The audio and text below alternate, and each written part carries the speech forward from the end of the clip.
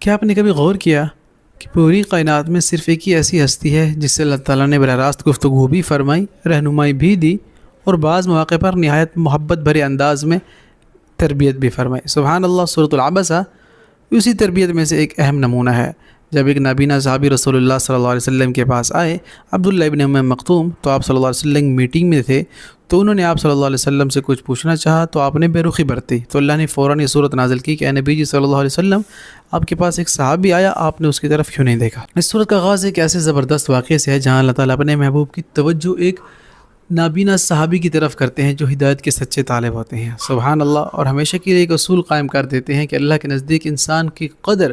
اس کے منصب، دولت، شہرت اور اس کے عہدے سے نہیں بلکہ اس کی سچی طلب سے ہوتی ہے۔ سبحان اللہ۔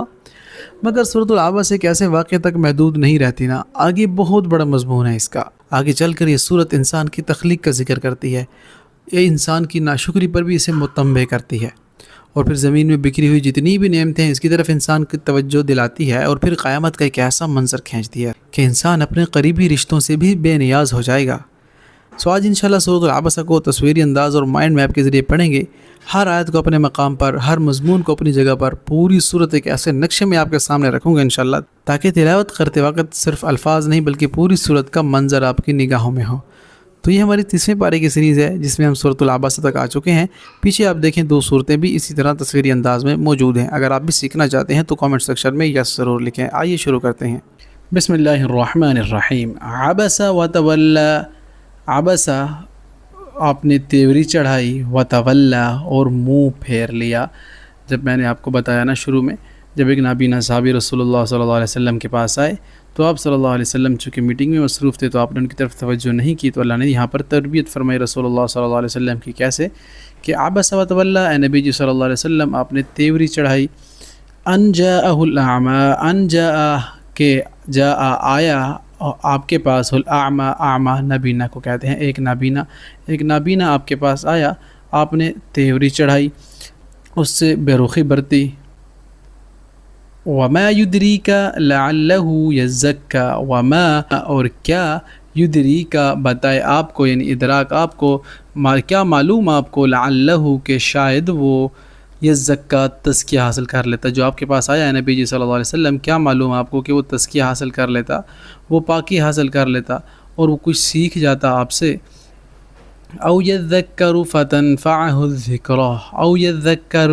او کا مطلب آتا ہے یا، یذکر وہ نصیحت حاصل کرتا یا نصیحت پکڑتا، فتنفعہ تو وہ نفع دیتی اسے، الذکرہ نصیحت آپ کی۔ جو آپ کے پاس نابینا صحابی آئے دوڑتے ہوئے آپ سے کچھ پوچھنے، تو آپ اگر اس کو بتاتے آپ کی نصیحت اس کو فائدہ پہنچاتی۔ جیسے میں نے آپ کو ذکر کیا، عبداللہ ابن مکتوم آئے رسول اللہ کے پاس، تو آپ کفار کے ساتھ، مشرکین کے ساتھ میٹنگ میں مصروف تھے، اور اس وقت ہوتا یہ تھا کہ آپ صلی اللہ علیہ وسلم بڑے ٹاپ نوچ کے لیڈر کو پکڑا کرتے تھے، ان سے میٹنگ کیا کرتے تھے، اگر وہ ایمان لے آتا تو قبیلے کے سارے مسلمان ہو جاتے۔ تو آپ صلی اللہ علیہ وسلم نے یہ اسٹریٹجی اپنائی کہ اگر ایک قبیلے کا سردار بھی ایمان لائے تو سب قبیلوں کے سردار کو میٹنگ کی، اکٹھا کیا، پھر ان کو سامنے دعوت رکھی۔ تو اللہ نے فرمایا کہ آپ ان کی طرف بیٹھے ہوئے ہیں، وہ آپ کی بات مانتے نہیں ہیں، آپ اپنے صحابی کی طرف آئیے جو سیکھنا چاہتے ہیں، کوئی تزکیہ حاصل کرنا چاہتے ہیں، جو ان کو نفع بھی دے۔ اور اللہ نے آگے ان کی نفی کی، جو آگے بیٹھے ہوئے تھے، یہود و نصارہ تھے یا مشرکین تھے۔ اما من استغنا، رہا من استغنا وہ جو مستغنی سمجھتا ہے اپنے آپ کو، بے پرواہ سمجھتا ہے کہ مجھے کسی کی ضرورت نہیں ہے، جو بھی ہو جیسا بھی ہو ہم کیوں ایمان لائیں، تو اللہ ان کی بات کر رہی ہیں جو مشرکین بیٹھے ہوئے تھے، جو ان میں سے ہر ایک اپنے آپ کو مستغنی سمجھتا ہے، بے پرواہ سمجھتا ہے۔ انت لہ تصدی، تو آپ اس کے لیے توجہ کرتے ہیں، آپ ان کی طرف توجہ دے رہے ہیں نبی صلی اللہ علیہ وسلم۔ وما علیک الا یزکا، وما اور نہیں ہے علیک آپ پر، اللہ یزکا کہ وہ نصیحت حاصل کریں۔ اے نبی صلی اللہ علیہ وسلم آپ پر ذمہ داری نہیں ہے کہ وہ پاک ہو جائیں، وہ تزکیہ حاصل کریں، وہ نصیحت حاصل کریں، آپ اپنا پیغام ان تک پہنچا دیں۔ یہ قرآن بڑا عزت والا ہے، یہ قرآن بڑا جو ہے وہ لوح محفوظ میں محفوظ رہا ہے، آپ ان کی طرف نہ لے کر جائیں۔ یہ قرآن تو ایک ایسی، انہ القرآن الکریم فی کتاب مکنون، سبحان اللہ، ہم اس کو ڈسکس کرتے ہیں آگے۔ تو اللہ نے فرمایا اے نبی صلی اللہ علیہ وسلم، وما علیک الا یزکا، آپ نہیں ہیں ان پر کوئی ذمہ دار کہ یہ تزکیہ حاصل کریں یا یہ پاکی حاصل کریں۔ وَأَمَّا مَنْ جَاءَكَ يَسْعَىٰ، وَأَمَّا اور رہا من وہ جو جاءَكَ آیا آپ کے پاس، یسعیٰ سعی کرتے ہوئے، کوشش کرتے ہوئے، دوڑتے ہوئے آیا، اور وہ کچھ سیکھنا چاہتا تھا، کچھ حاصل کرنا چاہتا تھا آپ سے نبی صلی اللہ علیہ وسلم، وہو یخشا، اور وہ اللہ سے ڈرتا ہے، اللہ کا خوف اس کے دل میں ہے، تو اے نبی صلی اللہ علیہ وسلم وہو یخشا، اور وہ ڈرتا ہے یعنی خشیت سے، یعنی ڈرنے سے، اور وہ آیا دوڑتا ہوا، سعی کرتا ہوا، کوشش کرتا ہوا، اور وہ اللہ سے ڈرتا ہے، اس کے اندر اللہ کا خوف ہے، اللہ کے خوف سے دل لرز اٹھتا ہے، تبھی وہ آپ سے کچھ پوچھنے آیا ہے نبی صلی اللہ علیہ وسلم، تو ان کی طرف توجہ کیجیے۔ فأنت عنہ تلہا، تو آپ ان سے بے رخی برتتے ہیں نبی صلی اللہ علیہ وسلم، آپ فأنت کا مطلب تو آپ عنہ ان سے، تلہا بے رخی کرتے ہیں، ان کی طرف آپ نہیں دیکھتے، تو اے نبی صلی اللہ علیہ وسلم آپ ان کی طرف توجہ کریں، کفار اور مشرکین کو چھوڑ دیں۔ تو یہ 10 آیتیں دیکھیے دوبارہ کہ کتنے خوبصورت انداز میں اللہ تعالیٰ نے فرمایا کہ عبس وتولی، جب آیا آپ کے پاس اے نبی صلی اللہ علیہ وسلم ایک صحابی، تو آپ نے ان سے منہ پھیر لیا، منہ موڑ لیا، ان جاءہ الاعمی، جب آیا آپ کے پاس الاعمی ایک نابینا صحابی، وما یدریک لعلہ یزکا، اور کیا چیز بتائے آپ کو، لعلہ کہ شاید وہ یزکا تزکیہ حاصل کر لیتا، شاید وہ پاک ہو جاتا، شاید وہ کوئی دین کی ایسی بات سیکھ لیتا جو اس سے نفع پہنچاتی، او یذکر فتنفعہ الذکر، او یذکر، یا وہ نصیحت حاصل کرتا، فتنفع تو نفع دیتی، الذکر نصیحت اسے، اما من استغنا، اور رہا وہ جو مستغنی سمجھتے ہیں اپنے آپ کو، بے پرواہ سمجھتا ہے، وما، حالانکہ نہیں ہے، علیہ کا آپ پر، اللہ یزکا کہ وہ تزکیہ حاصل کر لے، وہ پاک ہو جائے، تو آپ ان کی طرف توجہ نہ کریں نبی صلی اللہ علیہ وسلم، آپ ان کی طرف کرتے ہیں، اور یہ آپ پر ذمہ داری نہیں ہے کہ آپ ان کو ہر حال میں پاک کریں، آپ ان تک بات پہنچا دیں، ہدایت دینا اللہ کا کام ہے۔ اور وَأَمَّا مَنْ جَاءَكَ يَسْعَىٰ، اور وَأَمَّا، اور رہا وہ من جو جاء آیا آپ کے پاس، کا مطلب آپ کے پاس، یسعیٰ سعی کرتے ہوئے، دوڑتے ہوئے، کوشش کرتے ہوئے آپ کے پاس آیا،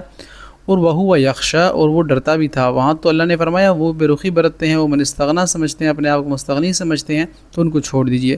جو آپ کے پاس سعی کرتے ہوئے، کوشش کرتے ہوئے آئے، اور اس کے دل میں اللہ کا خوف ہو، سبحان اللہ، وہو یخشا، اور اس کے دل میں خشیت ہو، خوف ہو، تو اس کو زیادہ توجہ دینی چاہیے۔ اب بھی آج دیکھیں، سوچیں کہ کس قدر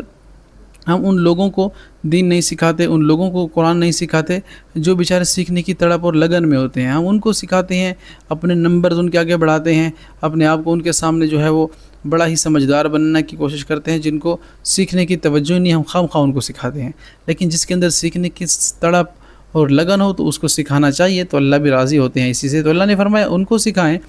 اے نبی صلی اللہ علیہ وسلم، جو اللہ سے ڈرتا ہے اور اس کے دل میں خوف خدا موجود ہے، فأنت عنہ تلہا، تو آپ ان سے بے رخی برتتے تھے۔ تو اللہ نے رسول اللہ صلی اللہ علیہ وسلم کو یہاں پر ایک نہایت ہی اچھے انداز میں تنبیہ کی ہے، اور آپ صلی اللہ علیہ وسلم نے فرمایا کہ جب عبداللہ ابن ام مکتوم اس کے بعد جب بھی آیا کرتے تھے تو آپ صلی اللہ علیہ وسلم کھڑے ہو جاتے، فرماتے کہ یہ واحد صحابی ہیں جن کی وجہ سے اللہ نے مجھے ڈانٹا، سبحان اللہ، تو آپ بڑی عزت اور تکریم کیا کرتے تھے۔ تو کیا مرتبہ اور مقام ہے صحابہ کا، کیا مرتبہ اور مقام ہے رسول اللہ صلی اللہ علیہ وسلم کا۔ اللہ ہمیں صحابہ کرام اور رسول اللہ صلی اللہ علیہ وسلم سے سچی محبت نصیب فرمائے،